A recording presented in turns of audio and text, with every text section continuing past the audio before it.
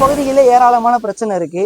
தண்ணி வரல, டைமுக்கு பஸ் வரலையும் டெல்லியிலையும் போராடக்கூடிய மக்களுக்கு இவ்வளவு ஒரு அநீதி நடக்குது. அங்க இருக்கக்கூடிய காவல்துறையினர்கள் லத்தியில ஆணியை வச்சு அடிக்கிறாங்க.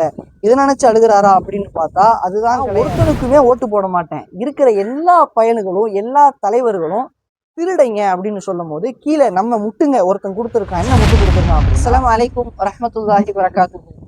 25 நாட்களுக்கு மேலாக டெல்லியில நடக்கக்கூடிய போராட்டத்தை தொடர்ந்து தமிழகத்துல, மதுரையில, திருப்பூர்ல, சென்னையில அப்படின்னு பல இடங்கள்ல இன்னைக்கு நீட்டுக்கு எதிராக போராட்டம் நடந்துகிட்டு இருக்கு. அப்ப டெல்லியில இன்னைக்கு காலையில தூங்கி பஞ்சாப்ல இருந்து கொத்து கொத்தா மக்கள் வந்து பாதுகாப்பா இருந்து சிங்குக்காரங்க வந்து நின்று அங்க இருக்கக்கூடிய மக்களுக்கு பாதுகாப்பா இருந்து அவர்களோட நாங்களும் போராட போறோம் அப்படின்னு நிற்கக்கூடிய காட்சிகள் எல்லாம் நம்மளை ரொம்ப சந்தோஷப்படுத்துது.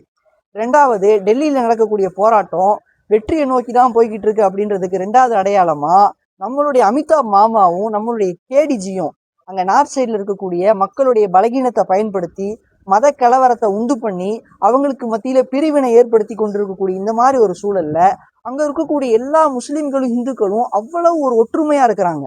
இந்துக்கள் தூங்கும் போது முஸ்லிம்கள் அவங்களுக்கு விசிறி விடுறதும், இஸ்லாமியர்கள் தூங்கும் போது இந்துக்கள் அவங்களுக்கு விசிறி விடுறதும் பார்க்கும் போது அவ்வளவு சந்தோஷமா இருக்கு. ஒரு 25 நாட்களுக்கு மேலாக அங்க இருக்கக்கூடிய எல்லா மக்களுக்கும் தன்னால முடிந்த அளவு உணவு ஏற்பாடு செய்து கொண்டிருக்கக்கூடிய ஒரு ஜுனைது பாய், அங்க இருக்கக்கூடிய எல்லாரும் அவரை பாராட்டுறாங்க.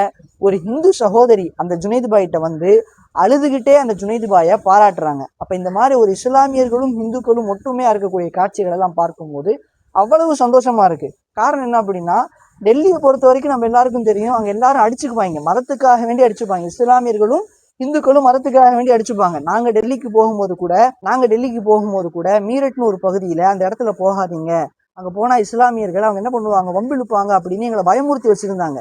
அப்ப அந்த மாதிரி இருக்கக்கூடிய ஒரு சூழல்ல இன்னைக்கு இஸ்லாமியர்களும் இந்துக்களும் ஒற்றுமையா இருப்பது அவ்வளவு சந்தோஷத்தை தருது.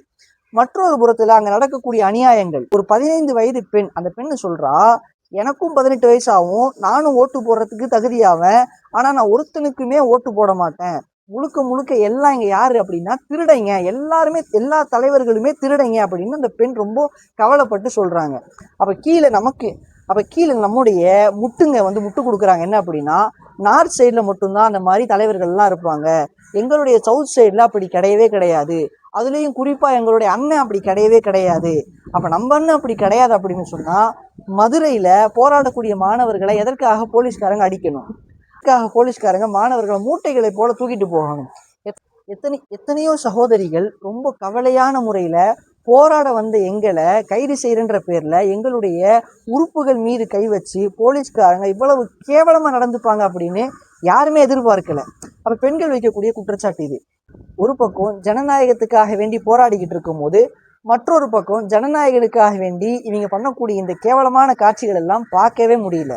பாலாபிஷேகம் செய்யறாங்க, முட்டி போட்டுக்கிட்டு நடந்து போறாங்க, தரையில சாப்பாடை போட்டு சாப்பிடுறாங்க. இப்படி அமைச்சர்கிட்ட கேட்கறாங்க, இந்த மாதிரி டெல்லியில நீட்டுக்கு எதிராக இவ்வளவு பெரிய பிரச்சனை போயிட்டு இருக்கு, ஒரு அமைச்சரா உங்களுடைய கருத்து என்ன அப்படின்னு கேட்கும் போது நம்ம அமைச்சர் சொல்றாரு, நம்ம பகுதியிலே ஏராளமான பிரச்சனை இருக்கு, தண்ணி வரல, டைமுக்கு பஸ் வரல, நம்ம இதை பத்தி பேசுவோமே, எதுக்கு அதை பத்தி எல்லாம் பேசுறோம் அப்படின்ட்டு திருவிக நகரை சேர்ந்த ஒரு பெண் அமைச்சர் தன்னுடைய பச்சிலம் குழந்தைய அந்த தியேட்டருக்கு கூட்டிட்டு போய் படம் பார்த்துருக்காங்க.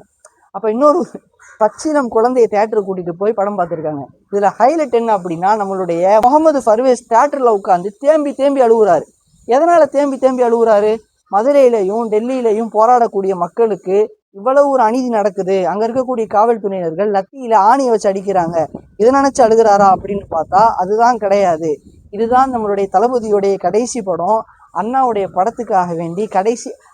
கடைசி படத்துக்காக வேண்டி அவர் என்ன பண்ணியிருக்காரு, சிந்தி அழுதுருக்காரு.